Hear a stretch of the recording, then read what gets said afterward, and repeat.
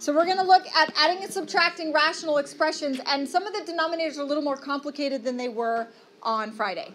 Okay, so when we do that, we have to factor our denominators so that we can find the least common denominator. So which of these do we factor? The x squared plus x. What can we factor out of x squared plus x? An x. So we're going to take an x out and make it x times x plus 1. And then we're going to find our least common denominator. We'll start with the 12. Okay, so if one denominator has a 12, we need the other denominator to have a 12, right? And if one denominator has an x squared and the other denominator has an x, the highest exponent of the x squared and the x is the 2, right? So our common denominator will also have an x squared in it. And what's the only denominator element that's missing? Not just the plus 1. It's x plus 1, right? So then our other denominator, or least common denominator element is x plus 1. Okay, so our least common denominator is going to be 12x squared times x plus 1. So what is the first fraction here missing from our LCD? X plus 1, so I'm going to multiply by the x plus 1. On top and bottom, right? And then what is my second denominator missing? It's missing a 12, and it has one x, but I need it to be an x squared. So what am I going to multiply by? 12x. And when I multiply that out, I get 8x plus 8 over 12x squared times x plus 1 plus 12x squared over 12x squared times x plus 1. Huh? Why did we make it 12x? We multiplied by this 12x, right? Because the denominator has x times x plus 1, right? So I have the x plus 1. I have one of the x's, right? So this denominator needs one more x and the 12 to be the common denominator.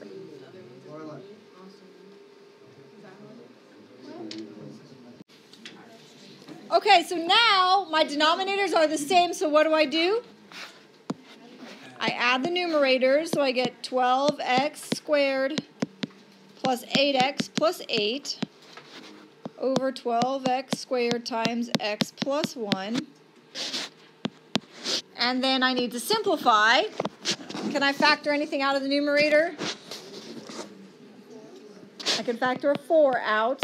So 4 times 3x squared plus 2x plus 2. And isn't 12 4 times 3? You don't have to write it like that, but sometimes it helps us to see what's going to divide out to simplify this. The 4's, right? The 4's are going to divide out. And I'm left with 3x squared plus 2x plus 2 over 3x squared times x plus 1. How come in the beginning you can't just cross out 12x squared? Because I'm not multiplying. And how come you can cross out the 4's in the next step? Wait, okay. All right, let's do our next example. 5x minus 1 over x squared minus 3x plus 2 minus negative 2x minus 1 divided by 2x minus 4. I want you to take a second and factor these denominators. All right, so let's see. How does x squared minus 3x plus 2, how does that factor? Right, x minus 2 and x minus 1. And what can I factor out of 2x minus 4? 2 times x minus 2. So in my least common denominator, I'm going to first take what they have in common. I want the least common denominator, not just any, but the smallest. So I'm going to take the common factor of x minus 2. That's the first part of my LCD. Once I do that, I'm going to take what's left. The x minus 1 and the 2. So x minus 1, and I'm going to put the 2 in front. So my LCD is going to be 2 times x minus 2 times x minus 1. Now, the first fraction already has the x minus 2 and the x minus 1. So what does it need to have the LCD? It needs the 2. So I'm going to times by... Why are we doing x minus 2 if they both already have x minus 2? Well, we're just writing down what the LCD is. We're not going to end up multiplying by it because they both have it. Yeah. So I'm going to multiply by 2 on the top and the bottom of the first fraction. And what is the second fraction missing? It has the 2. It has the x minus 2. What do I need to multiply by? The x minus 1.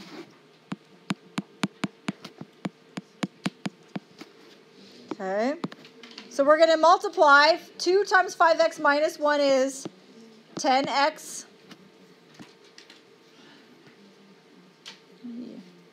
10x minus 2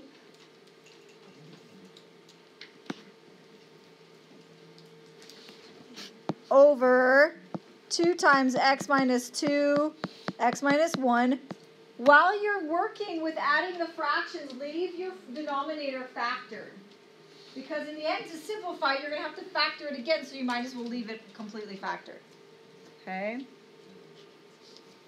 And then what is my second fraction? Oh, let's multiply that out. X times 2x is negative 2x squared. 2x times negative 1. Negative 2x times negative 1 is plus 2x. Negative 1 times x, negative x. And negative 1 times negative 1 plus 1. Okay, so you have to FOIL that out, and we get minus negative 2x squared plus x plus 1 over 2 times x minus 2 x minus 1.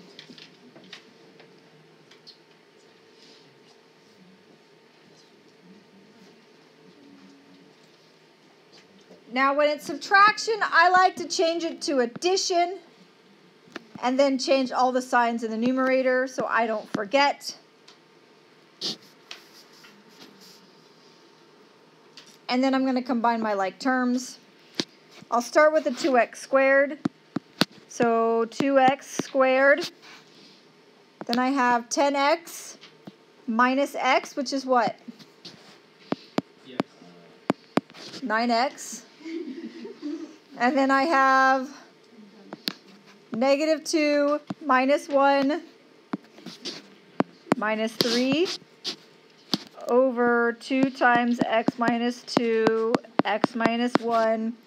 And the question is, can you factor 2x squared plus 9x minus 3 to simplify? No, you can't, because 2x and x, if I put the 3 here and the 1 there, that gives me a 7x. And so there's no way I'm actually going to get 9 out of that. So this would be my final answer.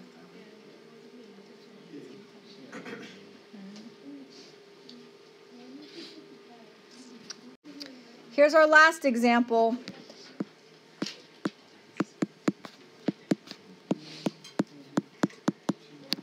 This one's kind of a simple example, but it trips us up a lot.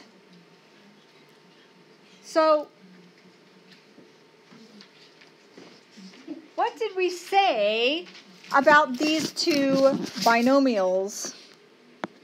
The 2 minus x and the x minus 2. They were opposites, right? When they canceled, they left behind a negative 1. And that was because I could write 2 minus x as negative x minus 2, right? They were opposites.